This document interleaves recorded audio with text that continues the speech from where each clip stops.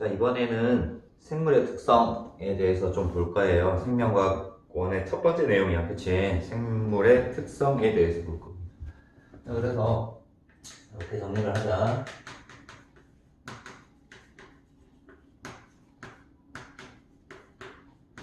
생물의 특성을 여러 가지 볼 건데, 생물의 특성은 크게 두 가지로 나뉘어진단 말이에요. 개체 유지적 특성과 종족 유지적 특성이라고 해서 두 가지로 나뉘어집니다. 그래서 개체 유지적 특성이 뭐냐면은 내가 혼자서 살아갈 수 있는 특성이야. 그래서 이렇게 정리를 하자. 개체 유지적 특성이 있고요. 그리고 밑에다 가져볼까요?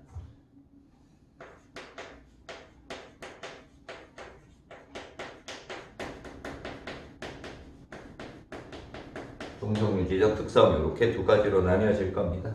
개체 유지적 특성은 세포로 이루어져 있다. 물질 대사를 한다. 자극에 대해서 반응을 하더라.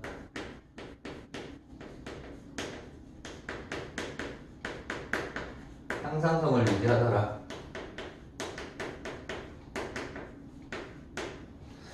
그리고 발생과 성장을 하더라. 여기다 정리를 할까?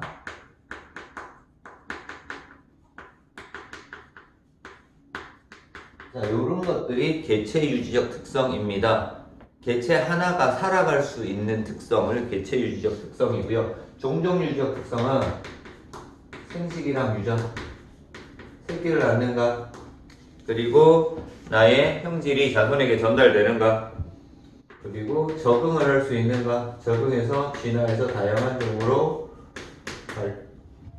분화될 수 있는가, 뭐 이런 것들이 종족 유지적 특성입니다. 그래서 생물의 특성은 이렇게 두 가지, 개체 유지적 특성과 종족 유지적 특성. 그래서 얘네들을 알고 이제 얘네들에 대한 구체적인 내용들을 지금부터 하나씩 볼 거예요. 자, 그래서 첫 번째,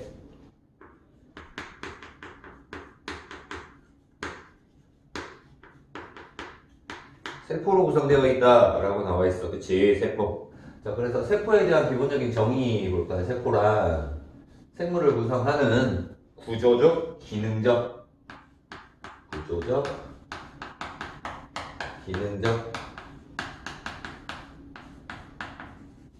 기본 단위이다 라는 것이 세포입니다. 가장 기본적인 단위다 라고 알면 되고요. 자, 책에 보면은 단세포 생물과 다세포 생물 나와 있어. 그치? 단세포 생물, 세포가 몇 개로 이루어질까? 하나로 이루어져 있다. 그래서 이 하나의 세포가 뭐한다? 모든 기능을 하더라 라는 거. 하나의 세포가 모든 기능을 한다. 그래서 단순하다 라고 알면 되고요. 두 번째, 다세포 생물라고 있어. 다세포 생물. 다세포 생물. 세포가 많다라는 거야. 그래서 얘는 기능이 분화되어 있다. 그래서 이 세포들이 모여서 기능이 분화되는데 서로 다른 기능으로 나뉘어지겠죠. 그렇게 비슷한 기능을 가진 세포들이 모여서 조직, 그리고 조직이 모여서 기관이 모여서 개체가 되는 겁니다. 그래서 얘네들은 생물을 구성하고 있을까요? 그지? 그래서 세포가 모여서 조직이 되고요. 조직이 모여서 기관이 되고요. 기관이 모여서 개체가 되더라. 이때 식물 같은 경우에는 조직과 기관 사이에, 조직과 기관 사이에 뭐가 존재한다? 조직계라는 것이 하나 존재를 할 거고요. 동물 같은 경우에는 기관과 개체 사이에 기관계라는 것이 존재하더라 라고 알면 되겠습니다. 자, 이런 식으로 해서 세포에 대해서 일단 기본적으로 봤어. 그래서 세포 이렇게 나타납니다. 자, 두 번째 내용이 물질 대사입니다. 물질 대사는 우리 통합과학 시간에도 많이 배웠어, 그렇지? 그래서 물질 대사. 물질 대사는 기본적으로 몇 가지 알아야 되는데, 물질 대사 종류는 이거야. 합성이랑 분해가 있는 물질 대사는 합성이랑 동화작용. 동화작용과 물질 대사의 종류는 동화작용과 합성, 그리고 이화작용, 분해가 일어난다라는 거 정도 정리를 할 거고요. 그리고 물질 대사가 일어날 때 에너지 대사가 무조건 에너지 대사가 반드시 일어납니다. 그리고 물질 대사가 일어날 때 효소가 작용을 하더라. 얘네들은 반드시 작용하는 거다. 반드시 에너지 대사가 일어나고 효소가 작용을 하더라. 많이 하더라. 라는 거. 자, 얘가 기본적인 물질 대사에 대한 내용이고요. 자, 물질 대사에서 동화작용과 이하작용을 구분해서 정리를 하면 될 거예요. 그래서 동화작용 이렇게 정리하자. 동화작용, 이하작용 비교해서 보자. 자, 동화된다라고 하는 건 합성되는 거야, 그치? 그래서 저분자 물질이 고분자 물질로 뭐 되는 거? 합성되는 것을 동화작용이라고 얘기를 해요. 이화작용은 고분자 물질이 저분자 물질로 분해되는 것이 이화작용이다 라고 얘기를 합니다. 이때 작은 문제에서 큰 문자로 될 때 에너지를 흡수해요. 이 에너지를 흡수하는 반응을 흡열 반응이라고 얘기를 하고요. 그리고 고분자에서 저분자로 분해될 때 에너지를 방출해요. 그래서 얘를 발열 반응이라고 얘기를 합니다.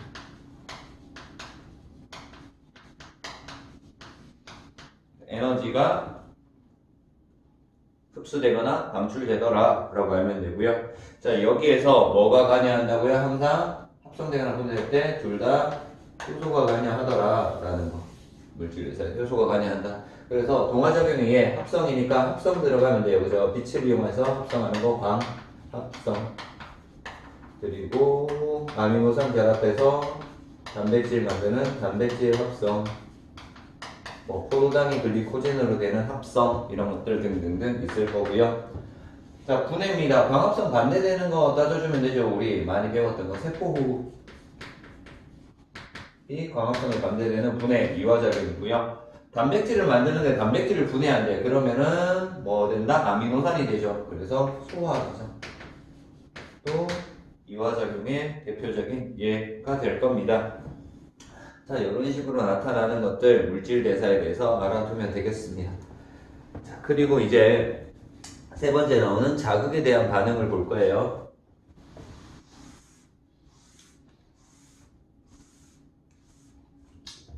세 번째.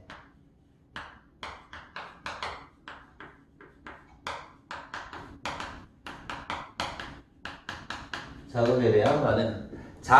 자극이라고 하는 것은 어떤 생명체가 자극을 받는다, 환경 변화를 느낀다라는 얘기야. 그래서 자극은 뭐가 되냐면은 주변 환경의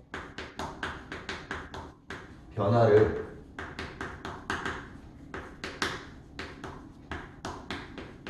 느끼는 것을 자극이라고 얘기를 해요. 그냥 느끼는 것. 아, 이런 변화가 생겼구나 라고 느끼는 것을 자극이라고 한다면은 반응은요, 여기에 대해서 적절하게 조치를 취하는 거죠. 그치? 변화에 대해서 적절하게 우리 몸이 조치를 취하는 것을 반응이라고 얘기를 합니다. 자극에 대한 반응에 대해서는 뭐가 나와 있냐면은 식물이 빛을 비치는 쪽에서 굽어 자란다. 미모산의 잎에 물체가 닿으면 잎을 접는다. 박쥐는 빛을 피해 어두운 곳으로 이동한다. 고양이는 밝은 곳에 동공이 작아지고 어두운 곳에 동공이 커진다. 뭐 요런 것들 나와 있습니다. 그래서 걔네들 알면 되고요.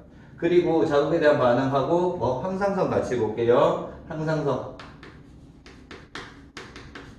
나는 항상성을 이렇게 설명해줘요. 주변 환경 변화가 일어날 때 변화에 의한 적절하게 조치를 내리는 자극의 반응에서 항상성은 정의를 이렇게 낼게요. 주의 환경이 변하더라도 내부 환경, 체내 환경을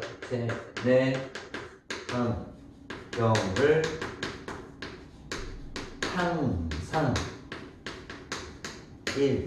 일정하게 유지하려는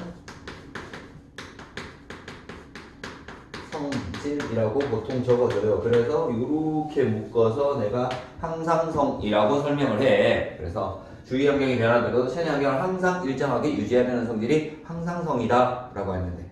자, 항상성은 사람에서 가장 대표적인 예가 뭐냐면 일정하게 유지해야 되니까 체온을 일정하게 유지해 준다든가 아니면 혈당량을 일정하게 유지해 준다든가 아니면 삼투압을 일정하게 유지해 준다든가 뭐 이런 것들 얘네들이 항상성을 유지하는 거다라는 걸 알면 됩니다. 됐습니까? 이렇게 해서 자극에 대한 반응과 항상성에 대해서 정리를 했고 그 다음 발생과 성장에 대해서 정리를 할 겁니다. 자, 네 번째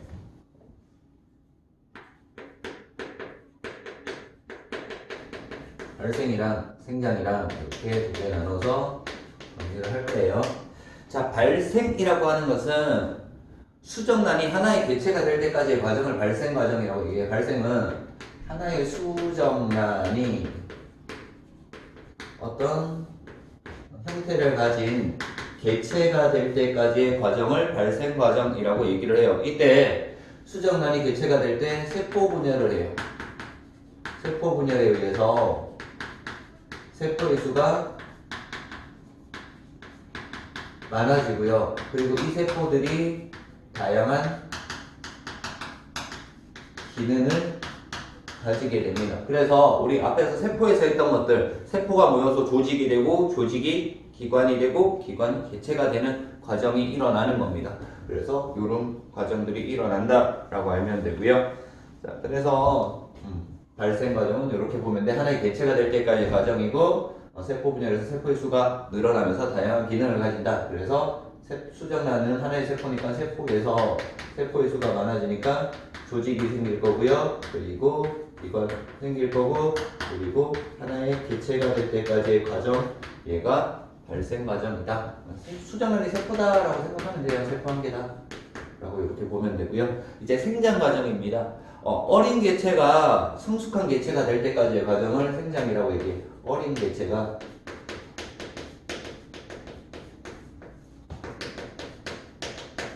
성숙한 개체가 될 때까지의 과정을 생장이라고 보면 돼. 자, 어린 개체가 성숙한 개체가 된다. 얘도 마찬가지로 세포 분열하는데 얘는 체세포 분열을 해. 위에서도 체세포 분열하는 거야. 얘도 체세포 분열을 하는데요. 체세포 분열을 합니다. 체세포 분열하면 몸에 있는 세포의 수가 어떻게 된다고? 세포의 수가 증가하겠죠. 세포의 수가 증가하니까 몸의 크기가 커진다. 그래서 그러므로 뭘 한다? 생장을 하더라. 크기가 커진다. 부피 생장, 길이 생장 이런 것들을 하더라. 라고 알면 됩니다. 자, 이렇게 해서 생장까지 알아봤다라는 거. 됐죠?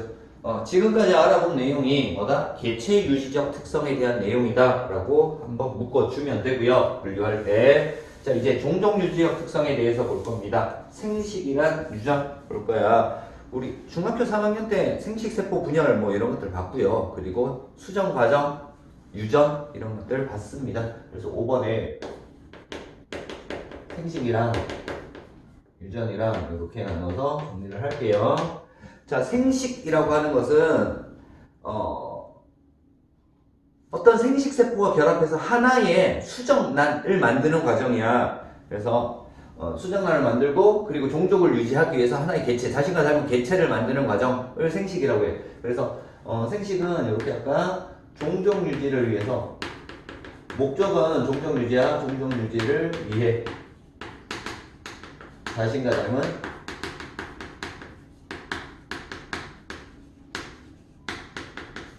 개체를 만드는 과정을 생식이라고 얘기를 합니다. 생식은 크게 두 개로 나뉘어져. 주전 좀 지우고요. 생식은 크게 두 종류로 나뉘어집니다. 무성생식이 있고요. 유성생식이 있죠. 자, 없다 있다인데요. 뭐가 없다 있다? 암수생식세포. 암수생식세포. 암수생식세포가 있을 건데요. 얘가 생성되지 않고요. 결합도 하지 않으면은 무성생식입니다. 요거 도중에 결합되지 않는다 이런 것들 생식세포의 결합 없이 이루어지는 것이 무성생식. 그러면 유성생식은 암수생식세포가 만들어지고 난 다음에 결합까지 일어나서 생식하는 것이 유성생식이에요. 이 결합을 뭐라고 한다? 수정이라고 얘기를 하죠. 이 과정을 수정 과정, 생식세포의 결합 과정을 수정 과정이라고 얘기를 합니다. 그리고 난 다음에 발생 과정을 거쳐서 개체가 되는 것까지 포함해서 생식이라고 얘기를 하고요. 자, 무성생식의 종류는요, 뭐 있었다? 단세포 생물의 분열법이 있었습니다. 세포 분열이 곧 생식이다 라는 거. 모체와 자손이 구별이 없다. 생식 속도가 가장 빠르다 라는 거. 그리고 출하법이 있었죠. 출하법. 몸의 일부가 돌출되어 자라서 떨어져서 하나의 개체가 되는 방법이다. 모체의 크기가 크고 자손의 크기가 좀 작았고요. 얘네들은 히드라, 말미잘 뭐 이런 것들이 있었습니다. 그리고 포자생식이라고 있었다. 꽃이 피지 않는 식물에서 열매, 꽃을 피지 않기 때문에 씨가 없단 말이야. 그래서 씨 대신 포자로 번식하는 포자생식법이 있었고요. 그리고 영양생식법이 있었죠. 꽃이 피는 식물이지만 꽃이나 열매가 아닌 뭐로 뿌리나 줄기나 잎 같은 영양기관으로 번식하는 방법, 생식하는 방법을 영양생식이라고 얘기를 했습니다. 자, 그리고 유성생식, 암수생식세포가 결합을 한다라는 거 알면 되고요. 여기에서 추가적으로 막 중학교 때라든가 고등학교 때 설명하는 것이 뭐 식물 같은 경우에는 단성화랑 양성화 이렇게 나눌 거고요. 이 단성화를 다시 함수, 한 그룹,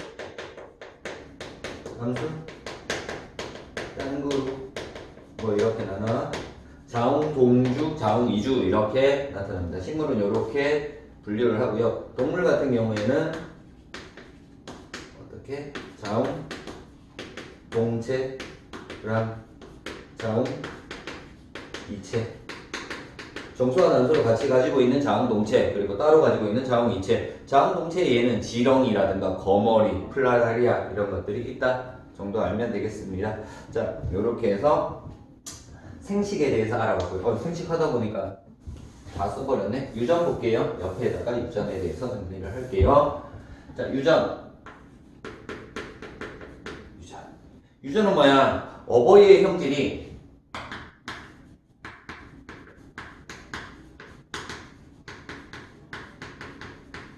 자손에게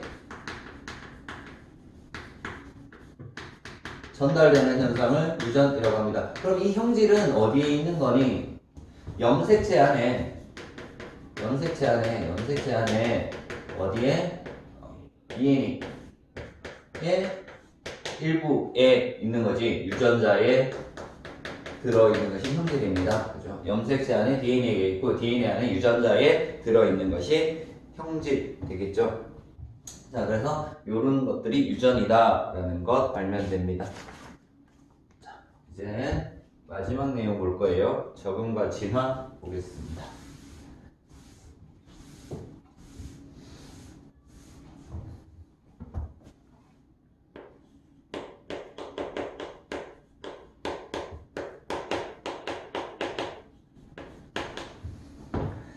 자, 적응과 진화라고 나와 있는데 일단 적응부터 보고 진화를 볼게요. 적응. 자, 적응은요. 일단 시간이 짧아야 돼. 일단 짧은 시간이야. 그래서 생물이 환경이 변하면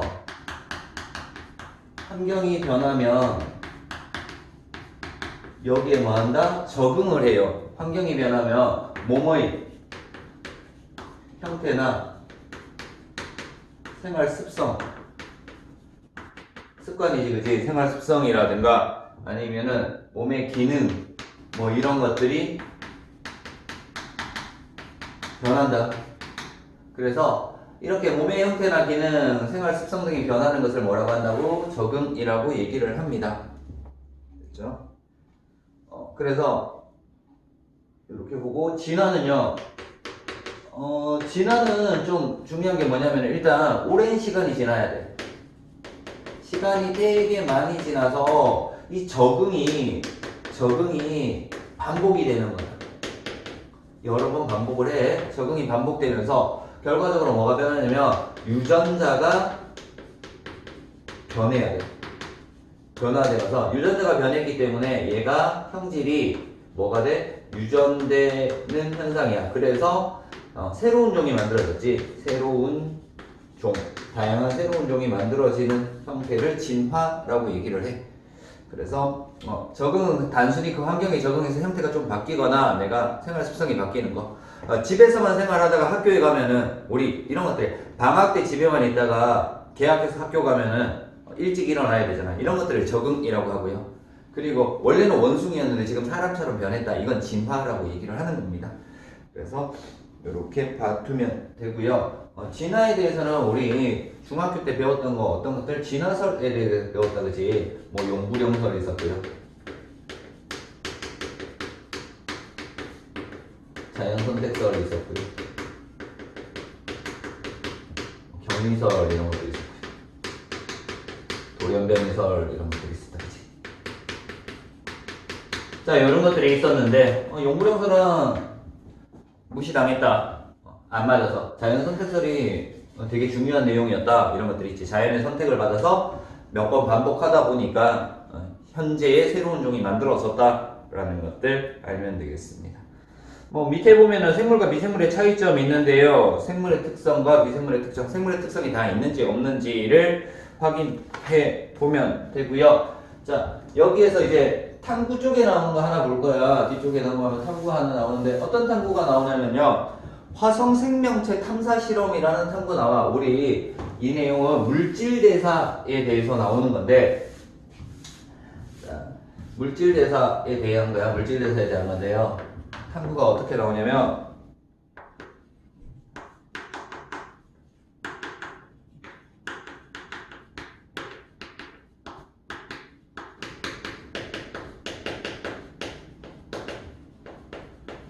화성에 생명체가 있는가를 따지는 겁니다. 그래서 화성에 있는 토양을 가지고 와. 토양을 가지고 왔을 때 화성의 생명체도 지구 생명체와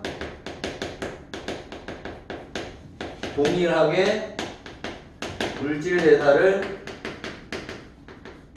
하더라 라고 가정을 하고 이제 화성 토양에 생명체가 있는지 없는지 확인을 하는 겁니다. 그래서 첫 번째 실험은요 어떻게 했다? 여기서 중요하게 봐야 되는 게 뭐냐면은 실험 과정에서 램프라는 게 있어요. 빛을 비춰주는 거죠, 그죠?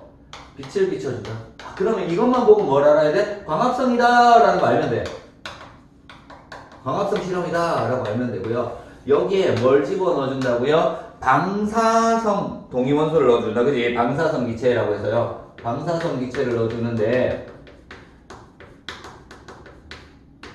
이산화탄소 넣어주는데 14짜리야. 원래 탄소는요 원자량이 12여야 되죠. 근데 12짜리가 아니라 14짜리 구별하기 위해서 14짜리 방사성 기체를 넣어줍니다. 그럼 만약에 이 토양에 광합성을 하는 생물이 존재를 하면요 이산화탄소와 물을 이용해서 광합성 결과 뭐가 나와요? 유기물이 나오겠죠. 유기물, 이산화탄소 가지고 유기물을 만들어내고 여기에서 가열을 하잖아요. 유기물을 뭐 시킨다? 연소시킴으로 해서 어떤 기체가 나와? 다시 14짜리 이산화탄소 기체가 나오게끔 만들어주는 겁니다. 방사능 계측기. 그래서 만약에 토양에 유기물을 만들 수 있는 광합성을 할 수 있는 생물이 존재를 한다면은 방사능 계측기에 어떤 방사능 기체가 발생했다라는 것을 알 수 있습니다. 근데 여기서 검출되지 않았다. 결론은 검출되지 않았다. 그래서 광합성하는 생명체가 존재하지 않더라 라는 것을 실험을 통해서 알아냅니다. 자, 나 실험 볼게요. 두 번째 실험인데요. 두 번째 실험은 그냥 이런 14짜리로 표시된 뭘 넣었다고? 영양소 넣었습니다. 양분을 넣어준 거다, 그지? 양분을 넣어줬단 말이야. 유기물을 넣어줬다는 얘기지. 자, 이 실험은 유기물을 넣어줬다라는 얘기는 어떤 실험을 하냐면 화성 토양에 뭐를 하는? 세포호흡을 하는 생명체가 있을까를 따지는 겁니다. 근데 만약에 세포호흡을 하는 생명체가 있으면 영양소를 뭐한다? 분해해서 뭘 내보내? 이산화탄소 내보내기를 호흡을 했으니까. 그래서 방사성으로 표시된 이산화탄소, 방사능 계측기에 어떤 기체가 발생을 하기 때문에 방사능 계측기에 측정이 될 겁니다. 근데 뭐다? 검출되지 않았다. 그러면은 세포호흡을 하는 생명체가 존재하지 않더라 라는 것까지 알 수 있어. 자, 세 번째 실험이야. 다실험. 여기다 정리를 할게. 다실험은. 다실험은 그냥 뭘 넣었다? 그냥 영양소를 넣었단 말이야. 그냥 영양소를 넣었어. 어쨌든 영양소를 넣었다는 얘기는 뭐 한다? 세포호흡을 하는 생물이 있는지 없는지 확인하는 실험이야. 그리고 난 다음에 오른쪽에 뭐 기체 분석기를 달았죠. 이제 방사능 아니야. 기체 분석기. 그래서 기체 조성이 변했는가 안 변했는가. 만약에 세포와 호흡을 하는 생명체가 있다라고 하면 기체 조성이 변할 거고요. 산소를 이용하고 이산화탄소를 방출하기 때문에 기체 조성이 산소 감소, 이산화탄소 증가 이런 식으로 기체가 변할 건데요. 이 변화가 없었다. 그래서 세포와 호흡을 하는 생명체가 존재하지 않는다. 우리 이 실험에서 뭘 알아야 되냐면 다는 광합성을 실험하는 거다. 나와 다는 세포호흡을 실험하는 거다. 그래서 동화작용 실험이고 이화작용 실험이다 라는 것 알면 되고요. 실험 결과 변하는 것이 없었다. 변하는 것이 없었다는 얘기는 뭐다? 생명체가 존재하지 않는다 라는 결론까지 알면 되겠습니다. 됐습니까? 자, 이렇게 해서 생물의 특성에 대해서 간단하게 알아봤습니다.